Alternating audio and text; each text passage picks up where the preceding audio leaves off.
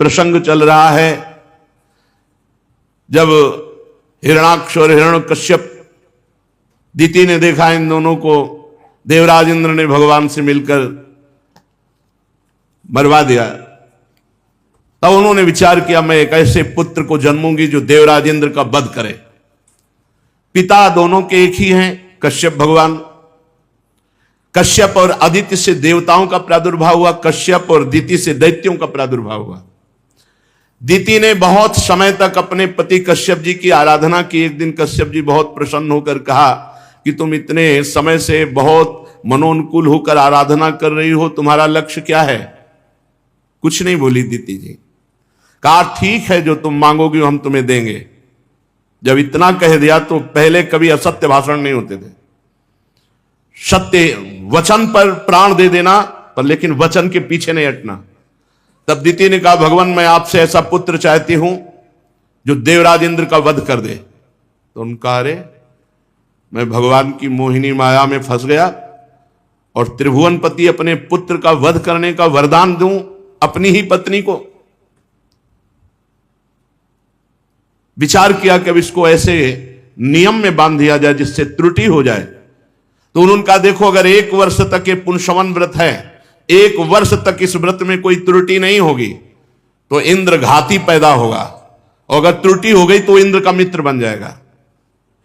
उन्होंने पुंसवन, कल आपने सुना पुंसवन व्रत की विधि बताई। वो बहुत समय तक निर्वाह करी, पर 1 वर्ष तक का था। अगहन के शुक्ल पक्ष से शुरू होता है वो व्रत। अब एक दिन वो इतना श्रमित और कमजोर हो गई थी कि जूठे मुंह बिना पैर धोए अपवित्र दशा में सो गई।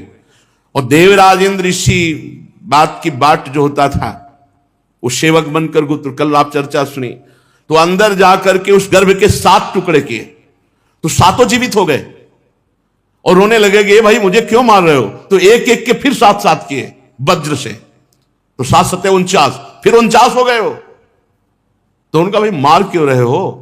तो बोले माता ने आपको प्रकट किया है हमारे मारने के लिए, इसीलिए। बोले नहीं हम आपके मित्र हैं, क्योंकि माता ने त्रुटि कर दी। पिता ने कहा था अगर त्रुटि कर देगा तो इंद्रघाती नहीं आपका मित्र होगा। तो दिति के उन 49 पुत्रों को देवता पदवी मिली और वो मरुत कहे गए। मरुदगण महान बलशाली ये वायु स्वरूप है। जिस समय हनुमान जी महाराज लंका में आग लगा रहे थे उस समय 49 प्रकट हुए थे। हरिपेरित तेहि अवसर चले मरुत 49, अट्टहास करि गर्जा कपि बड़ लाग आकाश। और कल यह भी बताया गया था कि इस पुंसवन व्रत का अनुष्ठान जिसके पुत्र ना होता हो, पत्नी न प्राप्त होती हो, धन संपत्ति जो चाहेगा प्राप्त हो जाएगा। इस पुंसवन व्रत का जो अनुष्ठान करेगा सौभाग्य, संपत्ति, पत्नी, संतान, यश, गृह और अकाल मृत्यु का नाश, चिरायु जो चाहे वो प्राप्त हो सकता है। ये 1 वर्ष का व्रत होता है। इस व्रत का अनुष्ठान करने वाली अगर कन्या चाहे तो शुभ लक्षण महान पति प्राप्त कर सकती है और पुत्र भी प्राप्त कर सकती है। और जो चाहे निष्पाप होने के लिए तो इस व्रत का अनुष्ठान करे तो पूरा सांगोपांग व्रत पूरा होने पर वो वैकुंठ का अधिकारी बन जाएगा। जो रोगी है वो इससे रोग मुक्त हो जाएगा। जो इंद्रिय शक्ति प्राप्त करना चाहता है वो इंद्रिय शक्ति बलवान हो जाएगा। जो तेज प्राप्त करना चाहता है उससे तेज की प्राप्ति हो जाएगी। इस पुंसवन व्रत से जो कामना करे उसकी पूर्ति हो जाती है। और मरुदगणों की उत्पत्ति और देवराज इंद्र के साथ मित्रता का ये जो प्रसंग सुनता है उसके पाप नष्ट हो जाते हैं और भगवान की भक्ति प्राप्त होती है। श्री परीक्षित जी ने पूछा भगवान सुखदेव जी से कि हमने सुना है भगवान सम है, सम बराबर सबसे प्यार करते हैं, किसी से कम ज्यादा नहीं करते। भगवान का कोई अप्रिय नहीं है और ना कोई प्रिय है, सम है भगवान। समः प्रियः सुहृद ब्रह्मन् भूतानां भगवान स्वयं इंद्रस्यार्थे कथम दैत्या नवधि दुष्मो यथा। जब भगवान का स्वभाव सम है, ना उनका कोई प्रिय है ना प्रिय है, तो देवताओं का पक्ष क्यों लेते हैं? दैत्यों को मारते क्यों हैं? ऐसा क्यों करते हैं? इससे तो ये दिखाई देता है कि भगवान पक्षपात करते हैं। तो कल्याण स्वरूप भगवान का देवताओं से कुछ लेना देना नहीं, दैत्यों से कोई विरोध नहीं, तो देवताओं का पक्ष लेकर दैत्यों को मारते क्यों हैं भगवान? परीक्षित जी ने श्री सुखदेव जी से प्रश्न किया कि देवताओं से मित्रता और दैत्यों से वैर, ऐसा तो भगवान में कोई कमी है नहीं कि देवताओं का कुछ लेना देना हो तो उनसे मित्रता और दैत्यों से, और भगवान सम है, ना उनका कोई प्रिय ना कोई अप्रिय। तो हे महात्मन, ये बड़ा भारी संदेह है हमें भगवान के प्रति, वो ऐसा क्यों करते हैं? श्री सुखदेव जी ने कहा, महाराज भगवान के अद्भुत चरित्र हैं।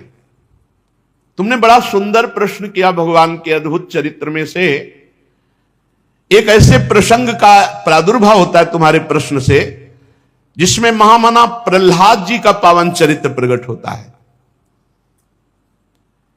इस परम पुण्यमय प्रसंग को बड़े ध्यान से सुनो। नारद आदि बड़े बड़े महात्मा जन इसका गान करते हैं, और हमारे पिता भगवान श्री कृष्ण द्वैपायन व्यास देव जी ने इस पावन चरित्र का गान किया है, उन्हीं से मैंने सुना है। भगवान त्रिगुणातीत हैं, सतोगुण रजोगुण तमोगुण के अधीन जीव होता है, भगवान नहीं, इसलिए भगवान को निर्गुण कहा गया। भगवान कभी जन्म नहीं लेते हैं, प्रकट होते हैं, इसलिए भगवान को आजन्मा कहा गया। और भगवान इन नेत्रों से दिखाई नहीं देते हैं सब जगह, इसीलिए उनको अव्यक्त कहा गया। प्रकृति से परे हैं, इसीलिए परमात्मा कहा गया। ऐसा होने पर भी भगवान अपने भजने वालों का पक्ष लेते हैं और अपने भजने वालों से विरोध करने वाले से द्वेष करते दिखाई देते हैं। जो भगवान का आश्रय लेता है, यही भ्रम बाली जी को भी हो गया था। बाली जी ने प्रभु से कहा, जब बाण छाती पे लगा तो कहा, मैं बैरी सुग्रीव प्यारा, कारण कवन? क्योंकि बचपन से हम दोनों सगे भाई हैं, हम जानते हैं कि कभी कितना है पूजा पाठ आपका किया है, भजन किया, हम जानते हैं कुछ नहीं, जैसे हम तैसे ये, क्या कारण है? तो भगवान ने कहा कि तुम्हें पता नहीं कि ये मेरी शरण में हो गया है, और शरणागत का मित्र मेरा मित्र और शरणागत का बैरी मेरा बैरी, इस कारण तुम्हें मारा। फिर साधारण उपदेश भगवान ने, असाधारण बात शरणागति की और साधारण बात ये कही, अनुज बधु भगनी सुत नारी सुन सठिए कन्या समचारी, इन्हीं कुदृष्ट बिलोक जोई ताई बधे कुछ पाप न होई। प्रधान बात, शरणागत का मित्र मेरा मित्र, शरणागत का बैरी मेरा बैरी। सतोगुण रजोगुण तमोगुण ये प्रकृति के गुण हैं, परमात्मा के नहीं। इन तीनों गुणों की एक साथ ही घटती बढ़ती नहीं होती, क्रमशः होती है। जिस समय भगवान सतोगुण की वृद्धि करना चाहते हैं, उस समय देवता ऋषियों का पक्ष लेते हैं, और जब रजोगुण की वृद्धि करना चाहते हैं तब दैत्यों का पक्ष लेते हैं, और जब तमोगुण की वृद्धि करना चाहते हैं तो यक्ष राक्षसों को अपना बल देते हैं। ये तीनों लीलाएं उन्हीं की हैं, और ये भूतल में भी देखने को मिलती हैं। जिस समय दैत्य स्वभाव वालों की वृद्धि होती है तो कोई जोड़ नहीं होता उनके सामने, पूरे हाहाकार मचा देते हैं। भगवान के सिद्धांत, भगवान के मंदिर, भगवान के भक्त सबको विध्वंस करते, क्योंकि उस समय राक्षसी भाव को भगवान ने अपनी शक्ति दे दी। तीन भाव हैं, सतोगुण रजोगुण तमोगुण। जिस समय जिस गुण की वृद्धि करना चाहते, तो अब तर्क करने वालों के लिए क्यों म्यों की तो जगह है नहीं यहां।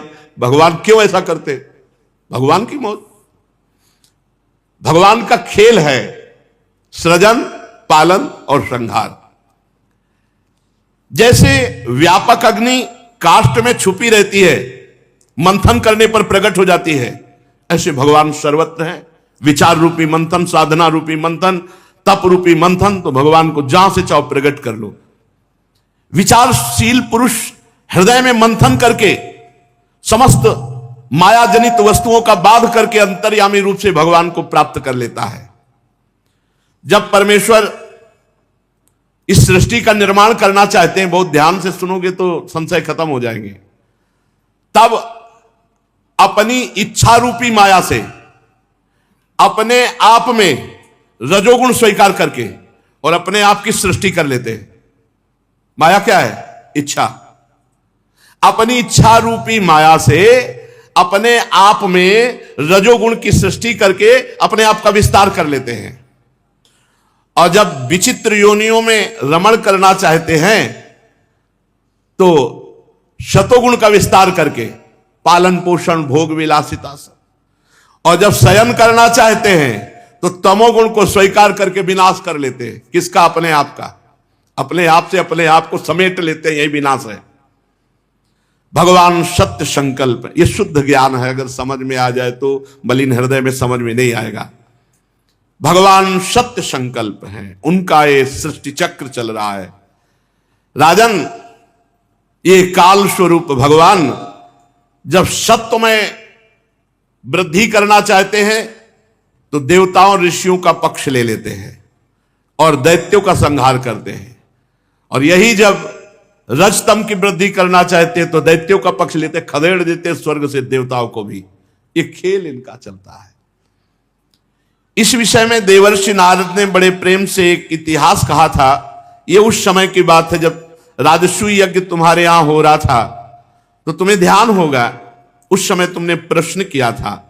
उस महान राजसूय यज्ञ में हे राजा युधिष्ठिर, तुमने प्रश्न किया कि चेदुपाल जो शिशुपाल है ये भगवान को गालियां दे रहा था। भगवान श्री कृष्ण को गिन गिन कर गालियां दे रहा था, बड़े कड़वे शब्द बोल रहा था। लेकिन जब 100 पूरे हो गए तो भगवान ने सुदर्शन चक्र के द्वारा, तो वो श्रेष्ठ सभा में देखते देखते भगवान में ही लीन हो गया और भगवान से द्वेष करता था। तब युधिष्ठिर जी ने पूछा कि बड़ी विचित्र बात है, ये भगवान को गाली देने वाला भगवान में कैसे समा गया?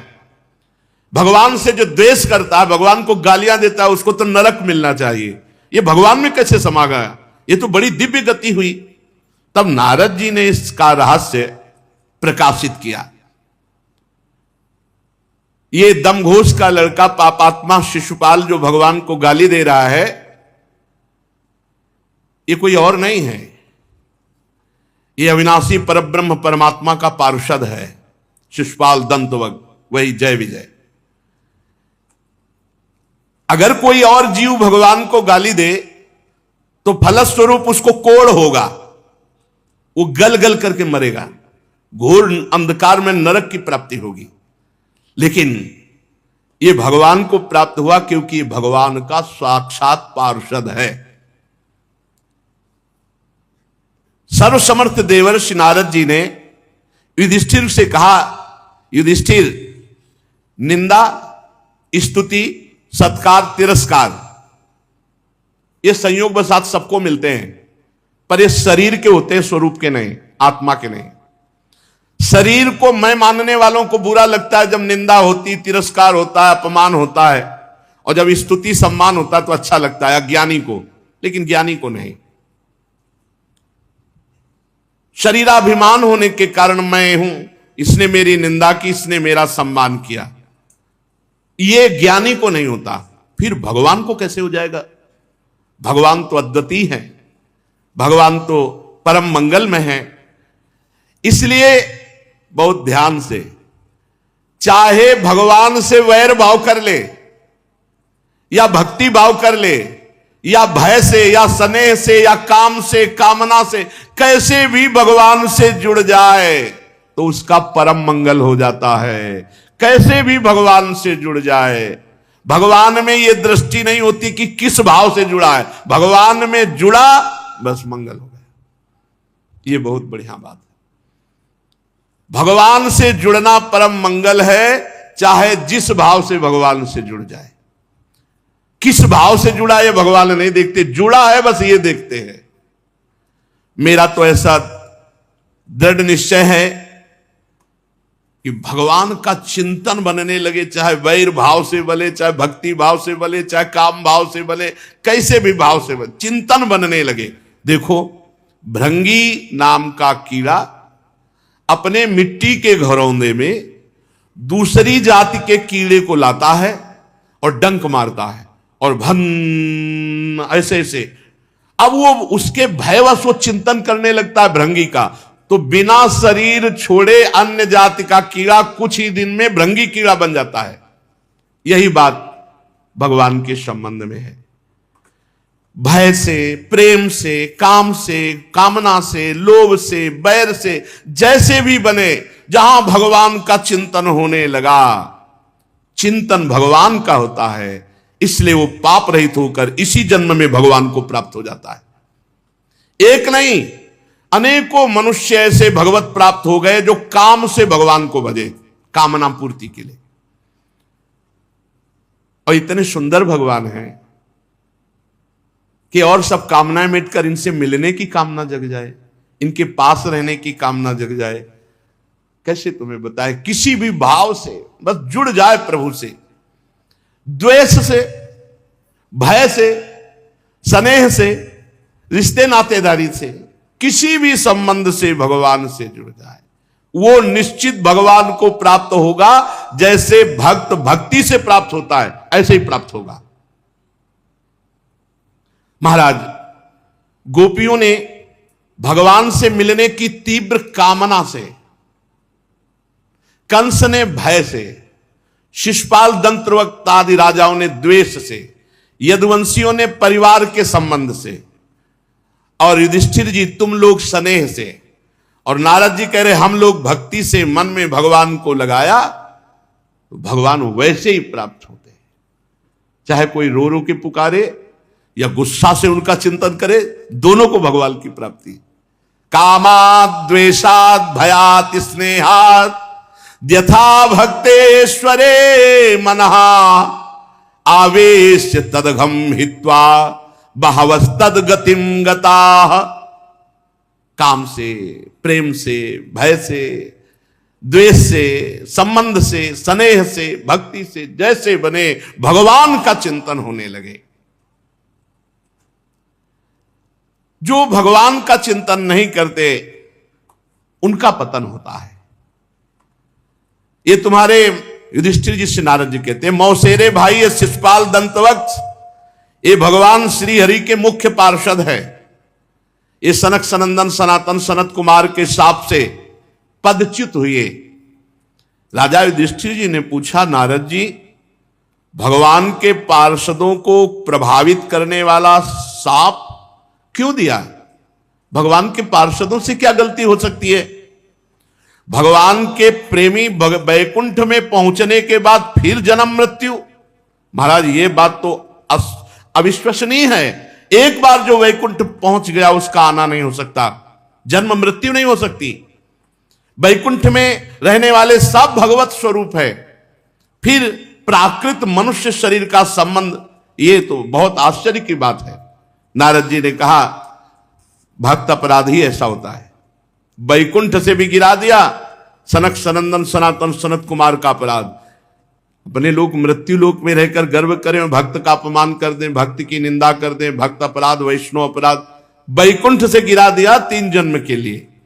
नारद जी ने कहा, एक दिन ब्रह्मा के मानस पुत्र शनकादि ऋषि तीनों लोकों में स्वच्छंद विचरण करते हुए वैकुंठ जा पहुंचे भगवान के दर्शन के लिए। सनक सनंदन सनातन सनत कुमार, वैसे तो ये सबसे पुराने पुरिखा हैं, ये सबके सृष्टि में प्रथम सर्ग सनक सनातन, ये जो सनत कुमार सनंदन, ये प्रथम सर्ग है सबके पुरिखा पर रहते हैं 5 वर्ष की आयु के, और वस्त्र नहीं पहनते, दिगंबर रहते, नंग धड़ंग।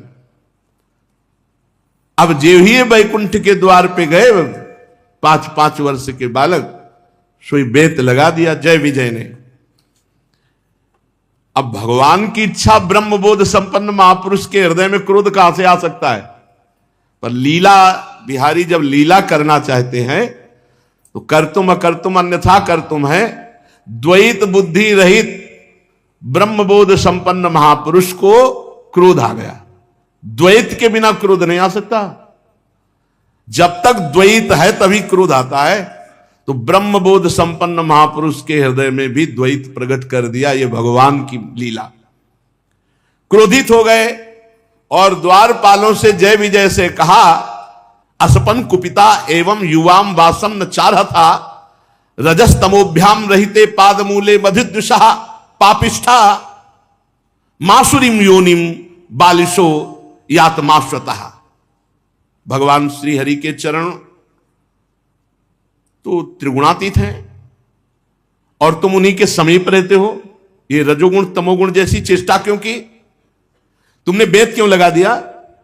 भाई वैकुंठ में कोई और जा ही नहीं सकता भगवान की इच्छा के बिना, और फिर वैसे ही ना कोई झूला है ना कोई बेग है, कुछ नहीं, नंग धड़ंग हरिशरणम हरिशरण। तो शंका किस बात की हो गई? क्यों वेद लगा दिया? भगवान की इच्छा के बिना यहां कोई आ नहीं सकता। और भाई ये हो कि हमें चेक करना था आपको, तो दिगंबर है, नंग धड़ंग 5 वर्ष की अवस्था के, तुमने अपराध किया ना, मजाक किया ना, उसका तुम्हें दंड मिलेगा। सनक सनंदन सनातन सनत कुमार जी ने शाप, पापिष्ठा मासुरीम योनिम बालिशो यातमास्वता, जाओ पापमयी असुर योनि को प्राप्त हो जाओ। साप देते ही वैकुंठ से नीचे गिरने लगे जय विजय। तब हाथ जोड़कर कहा, कृपालु महात्माओं, इसको सीमा में तो कर दो, सीमा में कर दो। तो उनका सीमा में करते 3 जन्म तुम असुर भाव को प्राप्त होगे, फिर वैकुंठ में आओगे। तो वही हे युधिष्ठिर, दिति के पुत्र हुए हिरण्यकश्यप और हिरणाक्ष,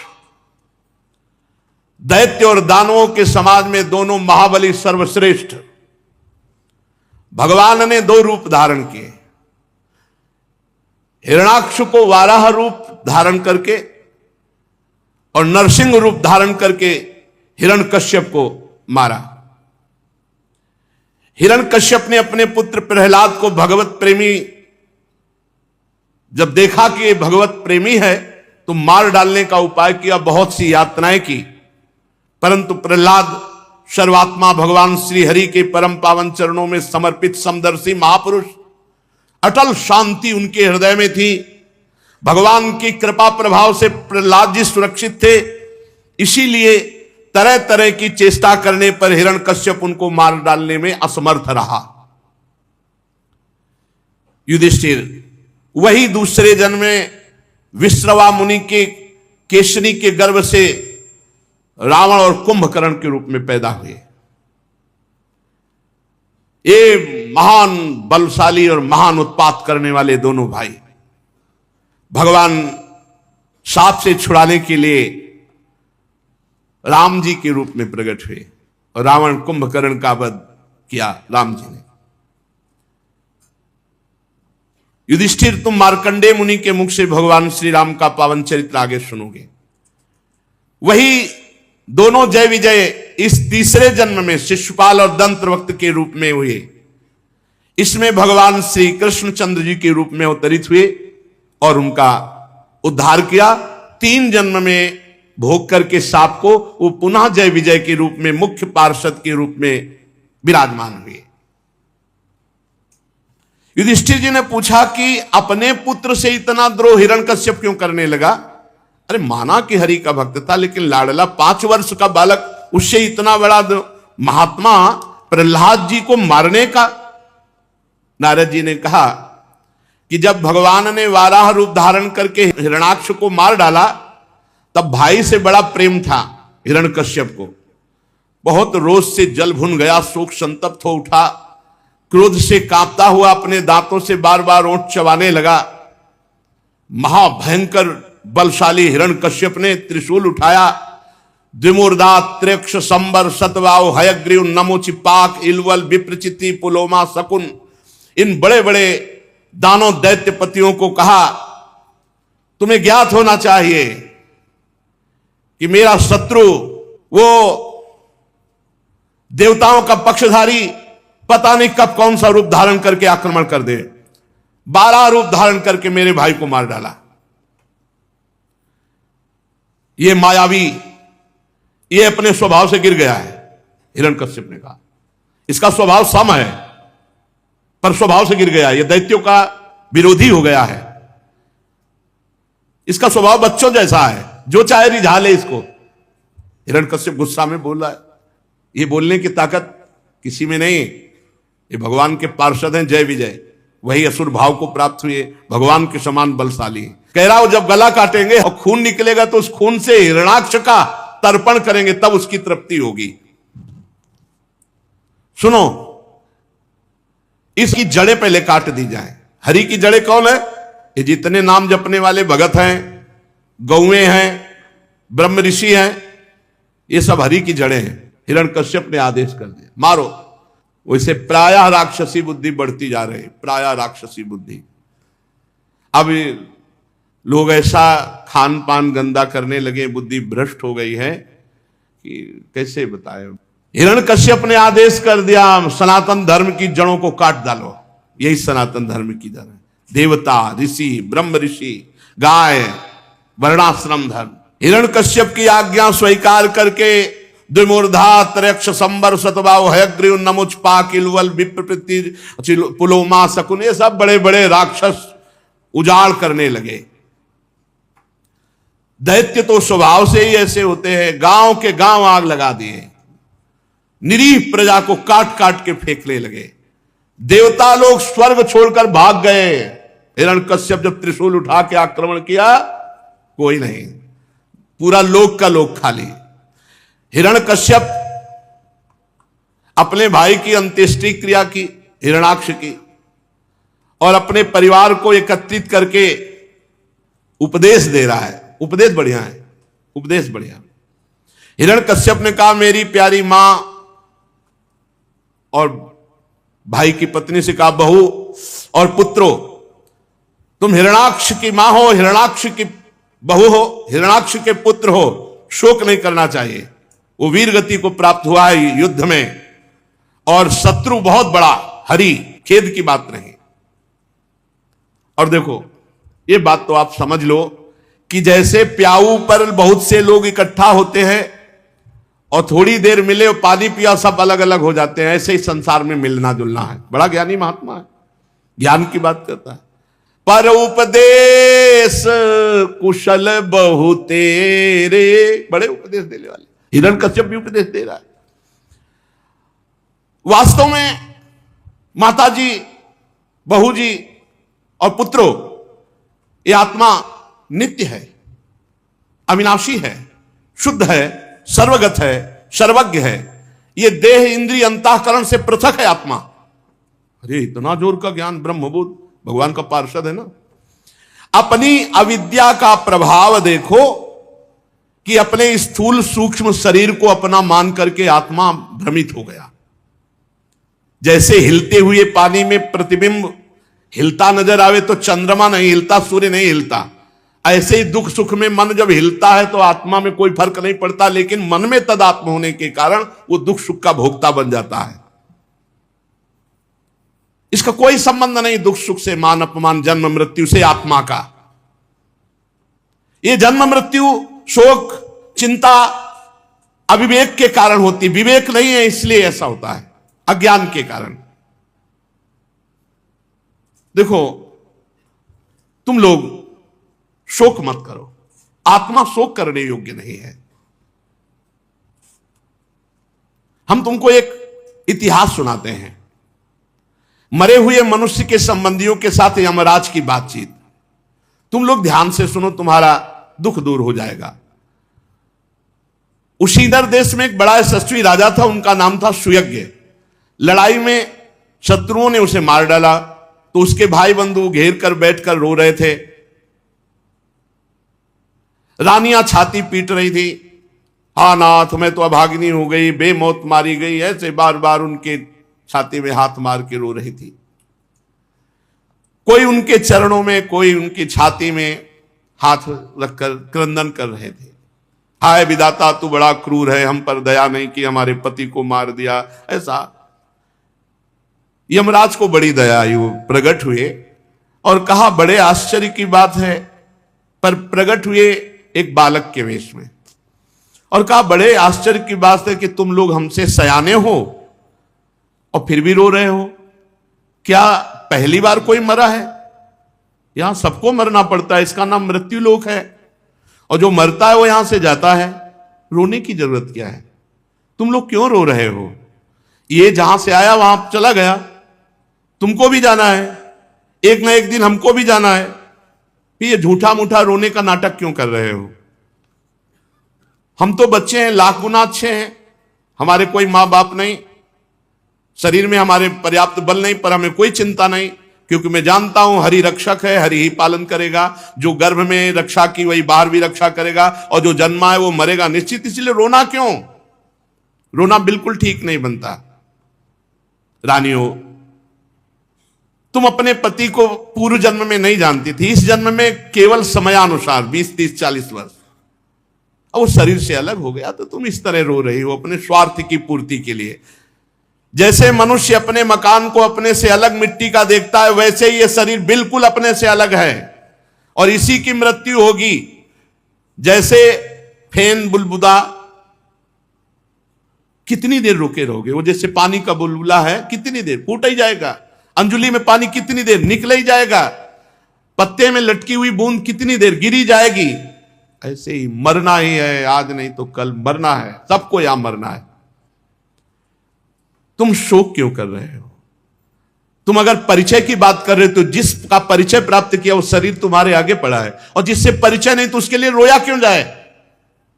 जीवात्मा से परिचय नहीं था तो बिना परिचय से रोए क्यों? जिसका परिचय वो सामने पड़ा है तो फिर उससे बनता नहीं रोना। पर अज्ञान, ये अज्ञान जड़ देह में ममता कर लेने के कारण 5 ज्ञानेंद्रिय, 5 कर्मेंद्रिय, पंचभूतों से भले इस शरीर में मैं मान करके जो वो ये बार बार जन्मेगा, मरेगा, रोएगा, क्लेश प्राप्त करेगा। बहुत तरह से हिरण्यकश्यप ने बड़ा ज्ञान, इसीलिए प्रवचन का ज्यादा महत्व नहीं। अगर जीवन सही नहीं है, भजन नहीं है, तो प्रवचन करने मात्र से, लच्छेदार भाषण दे लेने मात्र से वो ब्रह्मबोध प्राप्त महात्मा या भगवत प्राप्त नहीं हो जाता है। ना महात्मा प्रवचने न लभ्या न मेधया न बहुना श्रुतेन। प्रवचन तो बहुत लोग कर लेते, हिरण्यकश्यप भी कर रहा है। अपने परिवार को हिरण्यकश्यप ने कहा, ना कोई अपना है, ना कोई पराया है, ना कोई यहां सत्य है, सब मरना है। ये दुराग्रह है, बुद्धि का भेद है, इसलिए रोना बंद करो। बड़ा परमात्म तत्व का ज्ञान का उपदेश किया। नारद जी कहते हैं कि ये उपदेश केवल कर रहा है, आचरण में बिल्कुल एक भी बात नहीं। इसलिए उपदेश करता जो उपदेश करे वही आचरण में हो, तब तो ठीक, नहीं तो धन कमाने के लिए किया हुआ उपदेश उसका कोई महत्व नहीं। वो जड़ माया चैतन्य के जो बंधन से युक्त भाव, इसका भेदन नहीं कर सकता। उसका उपदेश जो रुपए के लिए, पैसे के लिए, सम्मान के लिए, केवल प्रवचन और आचरण में उतारना कुछ नहीं। ऐसे प्रवचन तो बहुत लोग दे रहे हैं, हिरण्यकश्यप भी प्रवचन दे रहा है। जब तक भजन नहीं है, जीवन भगवान से नहीं जुड़ा है, जीवन सत्यमय नहीं है, जीवन प्रपंचातीत होने के लिए व्याकुल नहीं है, तब तक प्रवचन क्या है? वो केवल एक वाग विलास मात्र है। वो केवल वाग विलास मात्र है। बड़े लच्छेदार प्रवचन हो, लेकिन आचरण नहीं, भगवान से चित्त नहीं जुड़ा, वैराग्य संसार से नहीं, तत्व का बोध नहीं, तो क्या? नारद जी कह रहे, युधिष्ठिर जी, हिरण्यकश्यप ऐसा समझा बुझा करके उसने सोचा मैं वैसी तपस्या करूंगा कि जिससे मेरे सामने संसार में कोई भी खड़ा होने की ताकत न रखे। मैं ऐसा वरदान मांगूंगा, अजर हो जाऊंगा, अमर हो जाऊंगा, और फिर इस हरि से लड़ूंगा। इसलिए मंदराचल की घाटी में जाकर अत्यंत दारुण तपस्या करने लगा। दोनों हाथ ऊपर उठाकर आकाश में दृष्टि जमाकर और पैर के एक अंगूठे के बल खड़ा होकर घोर तपस्या करने। दोनों हाथ उठाकर आकाश में दृष्टि जमाकर एक पैर के अंगूठे के बल खड़ा होकर घोर तपस्या करने लगा। इतना तपस्या किया कि देवता लोग थर्रा गए उसकी तपस्या से। तपस्या के धुएं से पूरा त्रिभुवन तापित हो गया। ऐसा हिरण्यकश्यप, नीचे ऊपर सब लोगों में हाहाकार मच गया, इतनी भारी तपस्या की। फिर तपस्या से ऐसी तेजमयी अग्नि पैदा हुई कि समुद्र खौलने लगा, पर्वत डगमगा गए, 10 दिशाओं में हाहाकार मच गया, इतनी भारी तपस्या। हिरण्यकश्यप की तपोमयी आग, कोई भी लोक ऐसा नहीं जहां जलन न पैदा कर दी। घबरा करके भगवान ब्रह्मा जी वरदान देने के लिए इतना भारी, तब जैसे ध्रुव जी ने अपनी प्राणवायु बंद की, समस्त ब्रह्मांडों की प्राणवायु बंद हुई, भगवान को आला पड़ा, ऐसे ब्रह्मा जी, भगवान ब्रह्मा जी वहां गए तो हिरण्यकश्यप दिखाई नहीं दिया। बांबी बन गई थी रज की और उसमें घास जग गई थी, हिरण्यकश्यप वहां कहीं नहीं। जैसे मोबाइल में टावर नहीं पकड़ा, है तो यहीं कहीं, ऐसे ब्रह्मा जी को लगा कि है तो यहीं कहीं, कमंडल से जल लिया, डाला, बांबी को फोड़कर पूरा आकाश को घेरे हुए भगवत पार्षद हिरण्यकश्यप चमकता हुआ कंचन वर्ण एकदम प्रकट हुआ। चींटियां सब कुछ खा गई थी, उसका मैदा, त्वचा, मांस, खून सब चाट गई थी, बांबी लग गई थी हड्डियों में। ब्रह्मा जी ने जे ही अपना तपो में जल छिड़का, कहा बेटा हिरण्यकश्यप उठो उठो, कश्यप नंदन तुम्हारी तपस्या सिद्ध हुई, वरदान मांगो। अद्भुत तपस्या, तुम्हारे प्राण केवल हड्डियों में टिके रहे, ऐसी कठिन तपस्या नई तत्पूर्व सयश्चक्रुर न करिष्यन्ते चापरे, न किसी ने आज तक की, न आगे कोई कर पाएगा। किसी ऋषि मुनि ने ऐसी तपस्या नहीं की जैसा तुमने किया। देवताओं के 100 वर्ष बिना पानी पिए, अंगूठे के बल खड़े रहकर, हाथ उठा, देवताओं के 100 वर्ष। बेटा हिरण्यकश्यप, तुम्हारा काम बड़े बड़े धीर पुरुष भी नहीं कर सकते, तपोनिष्ठ, जो चाहो वरदान मांग लो, मैं प्रसन्न हूं। मेरा दर्शन तुम्हारी कामनाओं की पूर्ति के लिए है। ब्रह्मा जी जब ऐसा कहा, महाबलशाली, चमत्कार, तेजमय हंस पर खड़े हुए ब्रह्मा जी कहा, अंजलि बांधकर, भगवान आप मुझे वरदान देने के लिए आए हैं, तो आप पूरे त्रिभुवन के रचयिता हैं, इंद्रियों के स्वामी हैं, आप ही सब यज्ञ स्वरूप है। अभीष्ट वर देना चाहते हैं तो मुझे ये वर दीजिए, आपकी जितनी रचना है किसी से न मरो, ब्रह्मा की रचना से ही न मरो। प्राणी से, चाहे प्राणी हो, मनुष्य हो, पशु हो, देवता हो, दैत्य हो, अस्त्र हो, शस्त्र हो, नाग आदि, किसी से मेरी मृत्यु न हो, ब्रह्मा के रचे हुए किसी भी।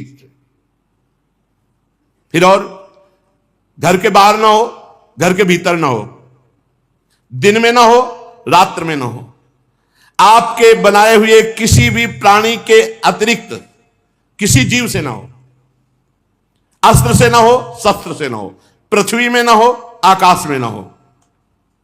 ऐसा वरदान मांग रहे, मतलब मृत्यु नहीं हो सकती, ब्रह्मा के बनाए हुए किसी प्राणी, पदार्थ, वस्तु, व्यक्ति, स्थान से नहीं हो सकती, घर के बाहर नहीं हो सकती, घर के भीतर नहीं हो सकती, आकाश में नहीं हो सकती, पृथ्वी में नहीं हो सकती, दिन में नहीं हो सकती, रात्रि में नहीं हो सकती, जीव से नहीं हो सकती, निर्जीव से नहीं हो सकती। मैं समस्त प्राणियों का एक छत्र सम्राट बन जाऊं, त्रिभुवन का, इंद्रादि लोकपाल सब मेरे से भयभीत हो, ऐसा वरदान दीजिए। कोई भी तपस्वी योगी का साप वरदान हमारे ऊपर लागू ना हो, ये सब मुझे दीजिए। भगवान ब्रह्मा जी कहा कि बेटा, यद्यपि तुमने बहुत दुर्लभ वर मांगे हैं, पर मैं विवश हूं, तुम्हें वरदान देता हूं। जैसा जैसा तुमने मांगा, ताते में दुर्लभा पुंसाम यान वृणी से वरान मम तथापि वितराम्यंग वरान यद्यपि दुर्लभान। जाओ, दिया तुम्हें दुर्लभ वर। ब्रह्मा के बनाए हुए किसी रचे हुए पूरे संसार से तुम्हारी मृत्यु नहीं होगी, ना जीव से, ना निर्जीव से, ना बाहर, ना भीतर, ना ऊपर, ना नीचे, ना दिन में, ना रात में, पूरे वरदान प्राप्त कर लिए। अब तो जो वरदान प्राप्त होने के बाद हिरण्यकश्यप का तेज बढ़ा और फिर भगवान की याद की कि हमारे भाई को मारने वाला हरि। आप त्रिशूल उठाया और भगवान को मारने के लिए भागा। कहां मिलेंगे भगवान? शेष चर्चा आगे खोज ले, इसको खोज ले, कितना खोजेगा। अभिमान से भगवान नहीं मिलते, दल्यता से भगवान मिलते हैं।